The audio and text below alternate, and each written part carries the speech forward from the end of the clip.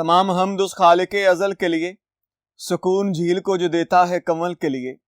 मैं उसी के नाम से करता हूँ इब्तदाए सुखन, कि जिसके नाम फरिश्तों ने भी संभल के लिए। मेरा रसूल हमेशा कमाल करता है, वो जो भी फैसला करे बेमिसाल करता है। मेरे रसूल को शम्सो कमर से मत पहचान, कि ऐसे काम तो उसका बिलाल करता है। अल्लाह और उसके रसूल के नाम के बाद काम का आगाज़ करेंगे। अजीज़ तुलबा, मैं आसिफ राय। आज हमारे पास जमात हश्तम में से नज़्म है जिसकी हमें तशरीह करनी है। आइए बोर्ड की जानिब बढ़ते हैं और देखते हैं कि वो कौन सी नज़्म है जिसकी हमें आज तशरीह करनी है। जी प्यारे बच्चों, अभी हमारे पास जो नज़्म है वो है हमारे वतन का निशान। इसके कुछ बंद हैं जिनकी हमें तशरीह करनी है और मुश्किल अल्फाज के मायने देखने हैं। आइए आपकी किताब की इस नज़्म का जो पहला बंद है उसे पढ़ते हैं। इससे रश्के फलक है ज़मीने वतन, इससे रोशन हुई है जबीने वतन। जर्रा जर्रा वतन का हुआ ज़ौफ़िशां, ये निशान ये हमारे वतन का निशान। जी प्यारे बच्चों, आइए इसके मुश्किल अल्फाज के मायने और इसकी तशरीह पढ़ते हैं। जी प्यारे बच्चों, आइए मुश्किल अल्फाज के मायने पढ़ते हैं। रश्के फलक जिस पर आसमान को फख्र हो, जबी माथा ज़ौफ़िशां रोशन। जी प्यारे बच्चों, इस पूरे बंद के अंदर शायर ने हमारे परचम की बात की है। आपने देखा हमारा परचम कितना खूबसूरत है, दो रंगों पर मुश्तमिल है, एक उसका सफेद रंग और एक उसका सब्ज रंग। दोनों ही बड़े खूबसूरत रंग हैं और शायर यहां पे इस झंडे पर, इस परचम पर फख्र कर रहा है। वो कहना ये चाहते हैं कि ये सिर्फ हमारी धरती के लिए फख्र नहीं है, बल्कि इस पर आसमान भी फख्र करता है। इस पर आसमान को भी फख्र है क्योंकि इसके ऊपर चांद और सितारा बना हुआ है, और वो जो चांद और सितारा है उसको बचाने के लिए, उस परचम को हमेशा सरबुलंद रखने के लिए कई लोगों ने जानें कुर्बान कर दी, कई लोगों ने अपना घर बार लुटा दिया। किस तरह से उस परचम को जिंदा रखा गया, किस तरह आज भी वो हमारे घरों पे लहराता है, आज भी हम उसकी इज्जत व तौकीर करते हैं। क्यों? क्योंकि उसको बचाने के लिए कई लोगों की जानें गई हैं, कई लोग यतीम हुए हैं, कई औरतें बेवाह हुई हैं। किस तरह से बूढ़े माँ बाप के सामने उनके जवान बेटों को तैग कर दिया गया। ये सारा माजरा कब पेश आया? जब मुसलमानों को इस झंडे की इज्जत को बचाना था। ये परचम हमारी अजमतों का निशान है, ये परचम हमारी सरबुलंदी का निशान है। इसलिए शायर यहां बताना चाहते हैं कि ये वो परचम है जिस पर हमारा आसमान भी फख्र करता है, जिसके ऊपर चांद सितारे भी फख्र करते हैं, और हमारी कौम का हर फर्द इसकी आबरू के लिए अपनी जान का आखिरी कतरा तक बहा देगा। इसलिए शायर ने इस परचम को बड़ा जरूरी ख्याल किया है। वो बताना चाहते हैं कि हम इसके लिए अपनी जानों के नजराने भी पेश कर देंगे। जैसे शायर ने बड़ा खूब कहा था, गम न कर जरूरत पड़ी तो हम देंगे, जिगर का लहू चरागों में जलाने के लिए। तो हमारे पास जो जाने हैं ये हमारे इस परचम पे कुर्बान हो जाएंगी। जी प्यारे बच्चों, आइए दूसरा बंद देखते हैं। ये हलाल आब है तेगे खमदार की, ये सितारा चमक बख्ते बेदार की। ये निशान कौम की सतवतों का निशान, ये निशान ये हमारे वतन का निशान। आइए प्यारे बच्चों इसके मुश्किल अल्फाज देखते हैं। जी देखिएगा, हमारे पास मुश्किल अल्फाज के मायने हैं, इन्हें पढ़ते हैं। हलाल आब चमकता चांद या पहली तारीख का चमकता चांद, तेगे खमदार खम खाती तलवार, यानी कि मुड़ी हुई तलवार। आपने जैसे ही पहली तारीख का चांद देखना हो तो आपको यूं नजर आएगा, यानी कि खम खाया हुआ तलवार की तरह तेज धारी वाला। बख्ते बेदार जागती किस्मत, सतवतों ताकतों। जी प्यारे बच्चों, शायर ने यहां पे हमारे परचम की तर्जुमानी करते हुए इस बात को यूं बयान करना चाहा है कि हमारे परचम के ऊपर जो चांद बना हुआ है वो ऐसे ही है جیسے پہلی تاریخ کا چاند ہوتا ہے اور بالکل باریک دھار والا ہوتا ہے وہ، اور تلوار کی طرح چمک رہا ہوتا ہے وہ۔ شاعر نے ہو بہو اس پہلی تاریخ کے چاند کو تلوار کہہ دیا ہے، یعنی کہ وہ بڑا باریک سا ہوتا ہے، اور پھر اس کی حفاظت کے لیے مسلمان ہر وقت چاقو چوبند رہتے ہیں۔ مسلمان اپنی جانوں کو ہتھیلی پہ رکھ کے کھڑے ہیں، اپنے سروں پہ کفن باندھ کے چلتے ہیں، اور جب بھی تاریخ اٹھا کے دیکھتے ہیں آپ عرب کی بات کریں، آپ عرب و عجم کی بات کریں، آپ مشرق و مغرب و شمال و جنوب کی بات کریں، جہاں جہاں اس پرچم کی کہیں پہ بھی حرمت کا ذکر ہوا ہے تو مسلمانوں نے اس کی آبرو کے لیے اپنے خون کا ایک ایک قطرہ بہا دیا ہے، کیونکہ یہ ہمیں اپنی جانوں سے عزیز ہے۔ وہ قومیں ختم ہو جاتی ہیں جو اپنے پرچم کی حفاظت نہیں کر پاتی، جو اپنے بڑے بزرگان دین کی اور اپنے رفقا کی اور اپنے اسلاف کی دی ہوئی قربانیوں کو بھول جاتی ہیں اور ان کی روایات کو زندہ نہیں رکھ پاتی۔ وہ قومیں ختم ہو جاتی ہیں، وہ قومیں مٹ جاتی ہیں۔ اس لیے شاعر یہاں پہ ان باتوں کا ذکر کر رہا ہے کہ یہ جو چاند ہے یہ وہ ہو بہو تلوار ہے جو خم کھاتی ہوئی ہے، تو پھر اس کو بچانا ہے ہمیں۔ وہ چاند ہے جس کو بچانا ہے ہمیں، یہ وہ پرچم ہے جو ہماری سر بلندی اور کامرانی کا پرچم ہے۔ اس کے لیے اگر ہم سے جان مانگی جاتی ہے تو ہم کبھی دریغ نہیں کریں گے، کیونکہ یہ ہے تو ہم ہیں، یہ ہے تو وطن کی عظمت ہے۔ کیونکہ ہر قوم کا ایک پرچم ہوتا ہے جس سے وہ قوم پہچانی جاتی ہے، اور آج اگر ہمارا پرچم زمین بوس ہو جائے، زمین پہ چلا جائے، تو ہماری آبرو کہاں رہے گی، ہماری عزت کہاں رہے گی؟ ہماری عزت بھی خاک میں مل جائے گی اگر ہمارا پرچم خاک میں ملتا ہے۔ جی پیارے بچوں، آئیے تیسرا بند پڑھتے ہیں۔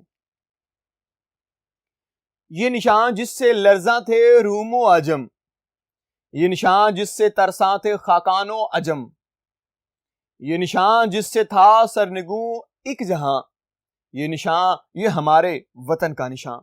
جی بچوں، آئیے اس کے مشکل الفاظ کے معنی پڑھتے ہیں۔ جی بچوں، دیکھیے گا مشکل الفاظ کے معنی۔ لرزاں کانپنا، عجم غیر عرب، ترساں خوف زدہ، خاقان و جم بادشاہوں کا لقب، یہ بادشاہ ایران کے بادشاہ، ان کے یہ القاب تھے، لقب تھے۔ سرنگوں جھکا ہوا۔ جی پیارے بچوں، یہاں پہ شاعر نے تھوڑی تاریخ کا بھی تذکرہ کر دیا ہے۔ آپ جب آج کے دور حاضر یا ماضی قریب سے ہٹ کے آپ 1400 سال پہلے چلے جاتے ہیں، 1400 سال پہلے کا جو ذکر ملتا ہے آپ کی تاریخ میں، احادیث میں، تو تب بھی لا الہ الا اللہ والے پرچم کو بچانے کے لیے صحابہ نے جانیں دی ہیں۔ 313 آتے رہے ہیں ہزاروں کے سامنے، غزوہ احد ہوتا رہا، غزوہ تبوک ہوا، کئی جنگیں لڑیں، بڑے بڑے مارکے ہوئے، مشرکین مکہ اور مسلمان آمنے سامنے رہے اور کبھی بھی پیچھے نہیں ہٹے، اپنا تن من دھن قربان کیا اس پرچم کے لیے جس کی سربلندی کے لیے آج بھی قربانیاں دی جا رہی ہیں۔ اور جب خلفائے راشدین کا دور آتا ہے تو وہ کئی لاکھ مربع کلومیٹر پہ اس جھنڈے کی سربلندی کے لیے لڑتے ہیں اور حکمرانی کرتے ہیں، اور اس جھنڈے کو ہر جگہ لہراتے ہیں۔ جہاں جس علاقے کو فتح کرتے یہ پرچم وہیں پہ لہراتا، اور وہیں پہ آذانیں شروع ہو جاتی، وہیں پہ دین اسلام کی تبلیغ کا سلسلہ سرعام شروع ہو جاتا۔ یہ پرچم کی وجہ سے تھا، اس کی سربلندی کے لیے تھا۔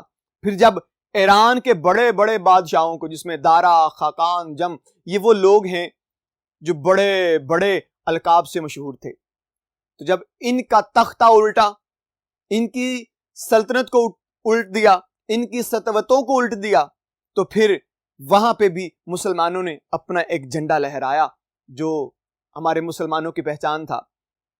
اس لیے شاعر نے آج کے پرچم کو بھی اسی پرچم سے ملا دیا ہے، کہا یہ وہی پرچم ہے جو مسلمانوں نے کئی جنگیں لڑی، کئی بڑے بڑی طاقتوں کو پاش پاش کر دیا، ٹکڑوں میں تقسیم کر دیا، اور اس کے بعد پھر اس پرچم کو ہمیشہ کے لیے سربلند کیا، اور آج یہ ہمارے گھروں پہ لہراتا ہے۔ آج ہماری عزت کا یہ بڑا رکھوالا ہے، آج ہمارے ملک کے ہر گھر پہ یہ لہرا رہا ہے، ہر شخص کے دل میں اس کی عزت موجود ہے۔ اسے کہتے ہیں اپنے وطن سے محبت اور اس کے پرچم سے دلی لگاؤ۔ جی پیارے بچوں، آئیے بڑھتے ہیں، چوتھا بند پڑھتے ہیں، اور دیکھتے ہیں اس میں مشکل الفاظ کتنے ہیں۔ یہ نشان اپنی زرعی روایات کا نشان، یہ نشان غازیوں کی کرامات کا نشان، جن کا جوش مسلسل تھا تیغ رواں، یہ نشان ہمارے وطن کا نشان۔ جی پیارے بچوں، آئیے اس کے مشکل الفاظ کے معنی پڑھتے ہیں۔ جی بچوں دیکھیے گا، زرعی روایات، قیمتی روایات، تیغ رواں، جلد جلد کاٹنے والی تلوار۔ جی پیارے بچوں، یہاں پہ شاعر نے اس بند کے اندر وہ جو چاند کا نشان بنا ہوا ہے اس کو تلوار کہا ہے۔ مراد پرانے وقتوں میں ہمارے جو ماضی کے حالات تھے، مسلمانوں کو اپنی جان کا خطرہ تھا، ایمان کا خطرہ تھا، بہت سے تحفظات تھے، ان کی جان و مال خطرے میں تھی، تو وہ کیا کرتے تھے؟ وہ جنگ لڑتے تھے اور اپنے وطن کو، اپنی جان کو، آبرو کو بچانے کے لیے وہ سینہ سپر ہو جاتے تھے، یعنی ڈھال بن کے کھڑے ہو جاتے تھے دشمن کے سامنے، اور وہ جھنڈا، وہ پرچم جو آج ہماری عزت و کامرانی کا نشان ہے، اس کو لہراتے ہوئے میدان میں جاتے تھے۔ یہ وہ قوم ہے جو اپنے پرچم کے رکھوالے ہیں، یہ وہ قوم ہے جو اپنے پرچم کے لیے جان بھی قربان کر سکتی ہے، اور پھر اس کی روشنی، اس کی خوبصورتی، اس کا حسن آج بھی بہت بڑا ہے، بہت زیادہ ہے۔ آج بھی وہ اپنی روشنی سے ہمارے پورے وطن کو روشن کرتا ہے، آج بھی وہ چاند چمکتا ہے، آج بھی وہ ستارہ ہماری جانوں سے عزیز ہے، آج بھی ہم اس کے رکھوالے ہیں، آج بھی ہمیں اس کو بچانے کے لیے جان دینی پڑے تو ہم قربان کر دیں گے، اور ایک ایک رگ کا قطرہ جو ہے وہ ان پہ قربان کر دیں گے۔ جی پیارے بچوں، بند نمبر ہے ہمارے پاس 5۔ جن کے سینے منور تھے قرآن سے، جن کے چہرے فروزاں تھے ایمان سے، جن کی ہمت قوی، جن کی قوت جواں، یہ نشان ہمارے وطن کا نشان۔ جی پیارے بچوں، آئیے اس کے مشکل الفاظ کے معنی پڑھتے ہیں۔ جی بچوں، آئیے ان کے مشکل الفاظ کے معنی دیکھتے ہیں۔ منور، روشن، فروزاں، روشن، قوی، مضبوط۔ اس بند کے اندر شاعر یہ بتانا چاہتے ہیں کہ جن لوگوں نے اس پرچم کو ہمیشہ سر بلند رکھا ہے اور اس کے لیے جانیں قربان کی ہیں، ان لوگوں کی زندگیاں کیسی تھیں، وہ لوگ کیا کرتے تھے، ان کا ایمان کتنا مضبوط تھا، وہ ایمان میں کتنے کامل تھے، ان کا ایمان کتنا پختہ تھا۔ اگر بات کریں تو وہ لوگ قرآن کے تابع تھے۔ وہ اقبال نے بڑا خوب کہا تھا، وہ معزز تھے زمانے میں مسلمان ہو کر، اور تم خوار ہوئے تارک قرآن ہو کر۔ ان لوگوں کے پاس قرآن کی طاقت تھی، قرآن کو سمجھتے تھے، اس پہ عمل کرتے تھے، لیکن آج ہم نے ان تمام روایات کو پس پشت ڈال دیا ہے، ہم ان کو بھولتے جا رہے ہیں۔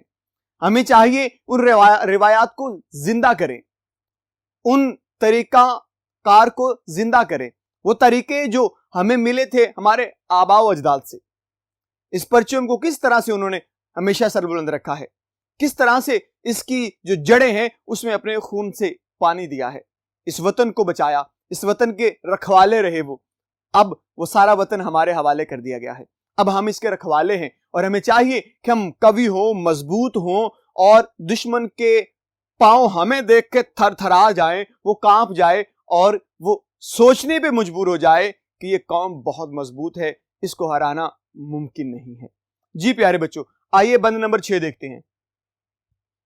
اس کی ہیبت سے صحرا بھی گھبرا گیا، لرزے کوہ دمن دشت تھرا گیا، کانپ اٹھی زمین جھک گیا آسماں، یہ نشان ہمارے وطن کا نشان۔ جی پیارے بچوں، آئیے اس کے مشکل الفاظ کے معنی پڑھتے ہیں۔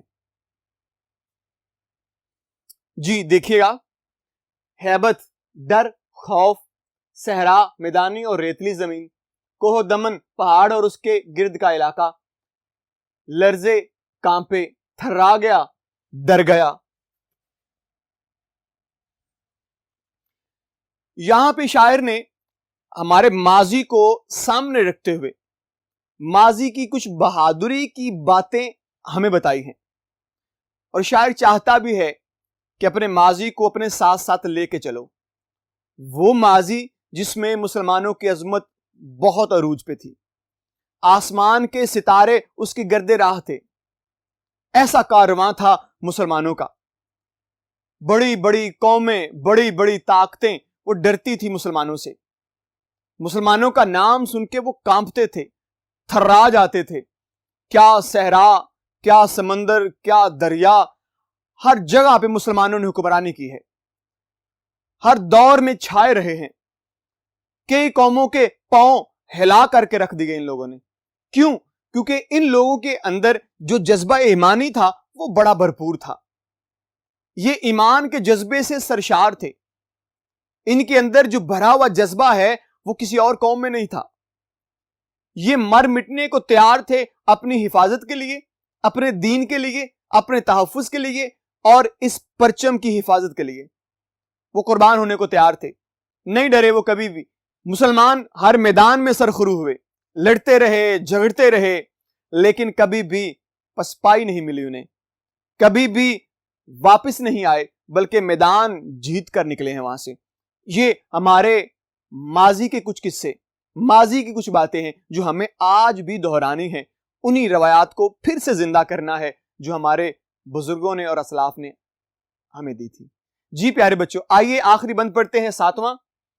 یہ ہمیشہ یوں ہی لہلہاتا رہے، جگمگاتا رہے، زو دکھاتا رہے، یہ ابد تک رہے گا یوں ہی ذو فشاں، یہ نشان، یہ ہمارے وطن کا نشان. آئیے اس کے الفاظ کے معنی پڑھتے ہیں. جی بچوں دیکھیے گا، لہلہانا جھومنا، ذو روشنی، عبد نہ ختم ہونے والا زمانہ. یہاں پہ شاعر نے آخر پہ کچھ دعائیہ انداز اختیار کیا ہے. وہ اپنے ملک کو اور اس کے پرچم کو دعا دینا چاہتے ہیں. وہ اپنی قوم کو دعاؤں سے نوازنا چاہتے ہیں.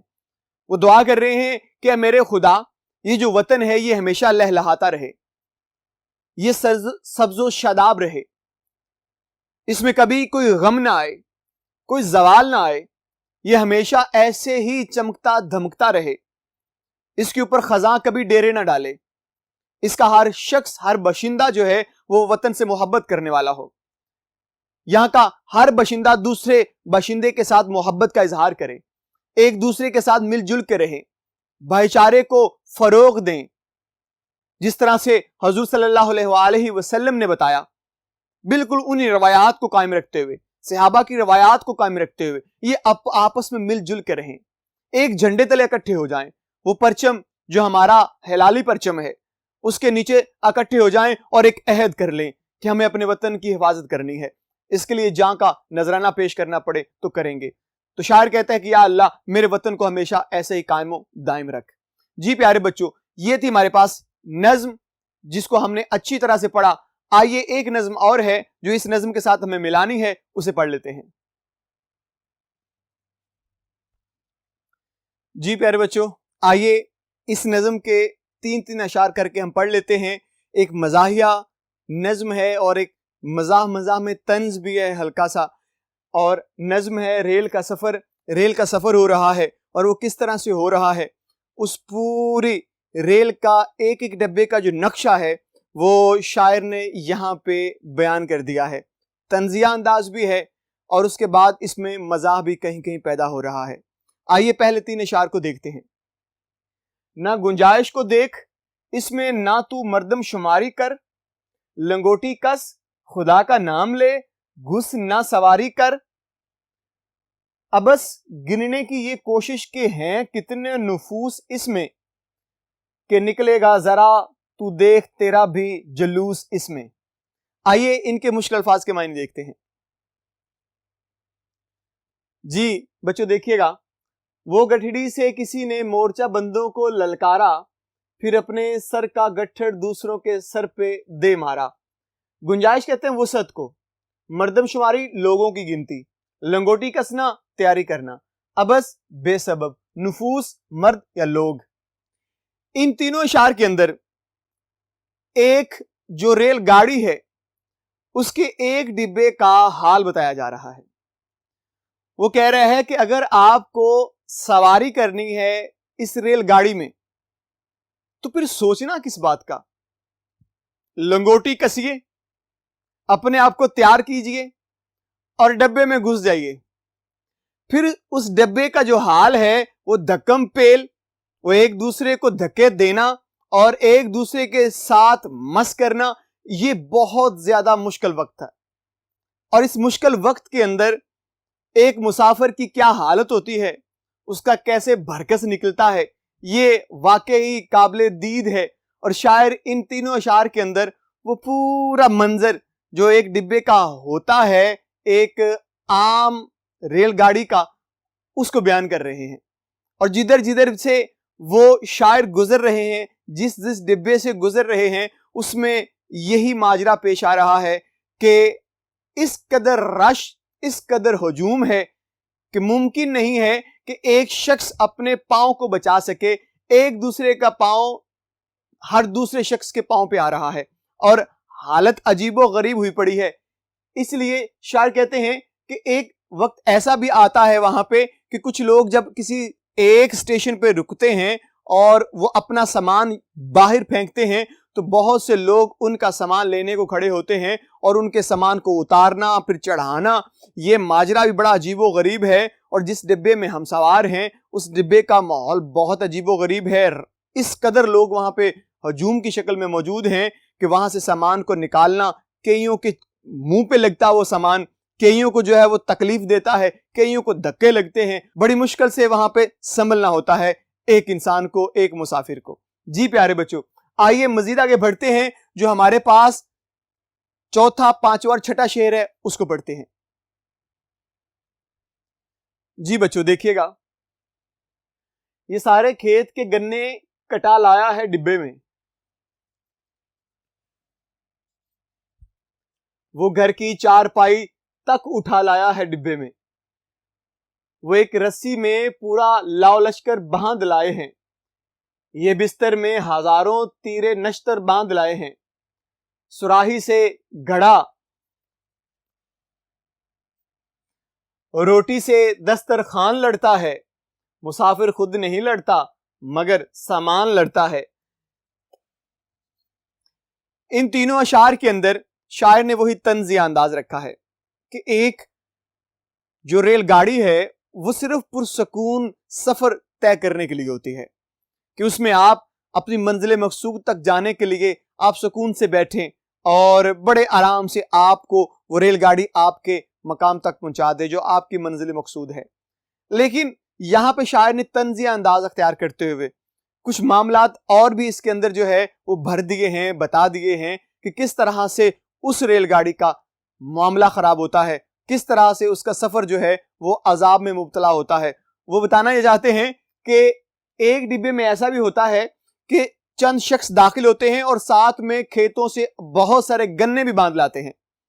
مراد بتانا یہ چاہتے ہیں کہ یہ جو ریل گاڑی ہے یہ صرف انسان کے سفر کرنے کے لیے ہے، یہ بہت سارا ساز و سامان جو آپ بے انتہا اکٹھا کر کے اس ڈبے میں سوار کر دیتے ہیں اور باقی لوگوں کے جو سکون ہے اس کو بھی برباد کر دیتے ہیں۔ تو طنزی انداز میں کہنا چاہتے ہیں کہ کوئی جو ہے وہ گنے اٹھا کے لے آیا ہے ڈبے میں، اور کوئی اپنی چارپائیوں کو اٹھا کے اس ڈبے میں جو ہے وہ گھسیڑ رہا ہے، جہاں پہ ایک انسان کو سونا ہے، جہاں پہ ایک انسان کو بیٹھنا ہے۔ ان کی نشستوں پہ چارپائیاں پڑی ہیں، ان کی نشستوں پہ گنے پڑے ہیں، اور وہ کس طرح سے وہاں پہ پرسکون ہو کے بیٹھ سکتے ہیں۔ اور پھر وہ کہتا ہے وہ ایک رسی میں پورا لاؤ لشکر باندھ لائے ہیں، یہ بستر میں ہزاروں تیرے نشتر باندھ لائے ہیں۔ تو یہاں پہ وہ بتانا چاہتے ہیں کہ ہزار طرح کے وہ جو ان کی گٹھڑی کے اندر سامان ہے، وہ کوئی تلواریں، کوئی چھریاں، کانٹے، ضروریات کی جو لوہے کی چیزیں ہیں وہ ساری کے ساری گٹھڑی میں باندھی ہوئی ہیں، اور ایک ہی رسی کو باندھ کے کئی چیزوں کو ان کے اندر گرا لگائی ہوئی ہے اور وہ سارے کے سارا ڈبے میں سوار کر لیا ہے۔ تو یہ منظر جو ہے یہ واقعی قابل دید ہے، اور اس کے اوپر شاعر نے طنز کر دیا ہے کہ یہ ضرورت سے زیادہ سامان باندھ کے لے آنا یہ کوئی اچھی بات نہیں ہے۔ جتنے مسافر وہاں پہ بیٹھے ہیں وہ اس سامان کی وجہ سے بڑی تکلیف میں آ رہے ہیں، تو چاہیے کہ یہ سامان کم کر دیا جائے اور مسافروں کو سکون دیا جائے۔ اور پھر وہ کہتے ہیں سراہی سے گھڑا روٹی سے دسترخوان لڑتا ہے، مسافر خود نہیں لڑتا مگر سامان لڑتا ہے۔ تو شاعر کہتا ہے کہ وہاں پہ لوگوں کا ہجوم کم ہے، سامان کا ہجوم بہت زیادہ ہے، یعنی کہ سراہی سے دسترخوان، دسترخوان سے روٹی، یہ چیزیں آپس میں تو گھل مل رہی ہیں، آپس میں لڑ رہی ہیں، تو پھر انسانوں کے لڑنے کی ضرورت کیا ہے؟ یہ سامان ہی آپس میں لڑتا رہے, کسی کا سامان دوسرے سے, دوسرے کا پہلے سے, پہلے کا چوتھے بندے سے, وہ ملتا جا رہا ہے اور سارا جو سامان ہے وہ آگے پیچھے ہو رہا ہے اور ایک دوسرے میں گتھم گتھی ہو رہا ہے.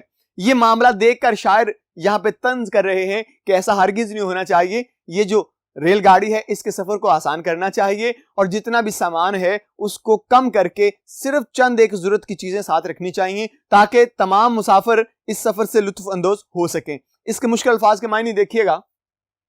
لاؤ لشکر, بھیڑ, تیر نشتر, تیر اور تلوار, سراہی, بوتل. جی پیارے بچوں, آئیے مزید آگے بڑھتے ہیں اور 3 اشعار مزید پڑھتے ہیں. جی بچوں دیکھیے گا, وہ حضرت جو عوام الناس میں گھل مل کے بیٹھے ہیں, رضائی میں وہ یوں بیٹھے ہیں گویا سل کے بیٹھے ہیں. وہ آ پہنچا کوئی چمٹا بجا کر مانگنے والا, بہت مقبول ہے لوگوں میں گا کر مانگنے والا. بہم یوں گفتگو میں آشنائی ہوتی جاتی ہے, لڑائی ہوتی جاتی ہے, صفائی ہوتی جاتی ہے. جی اس کے مشکل الفاظ کے معنی دیکھیے گا.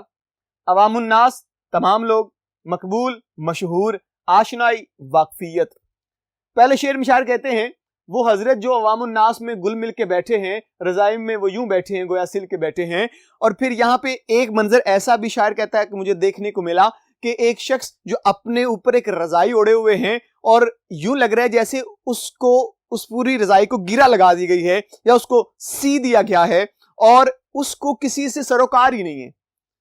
وہ ڈبے والے لڑ رہے ہیں, سامان آگے پیچھے ہو رہا ہے, لیکن وہ ایک کونے میں, ایک نکر میں بڑے سکون سے اپنی رضائی کو اپنے اوپر لپیٹے وہ بیٹھا ہوا ہے, گویا وہ کسی کی بات کو نہ سن رہا ہے نہ کسی کی بات کا جواب دے رہا ہے, بلکہ وہ بالکل بے سر و سما ہو کر, بالکل ایسے جیسے کہ اس کو کسی سے کوئی لینا دینا نہیں ہے, وہ بیٹھا ہوا ہے. اور اتنے میں ایک مانگنے والا آ جاتا ہے, وہ ڈبے میں سوار ہوتا ہے, وہ اللہ کے نام پہ کچھ مانگ رہا ہے, دست دراز کر رہا ہے اور جگہ جگہ پہ جا کے ہر ڈبے میں وہ اپنے چمٹے کو بھی ساتھ بجاتا ہے.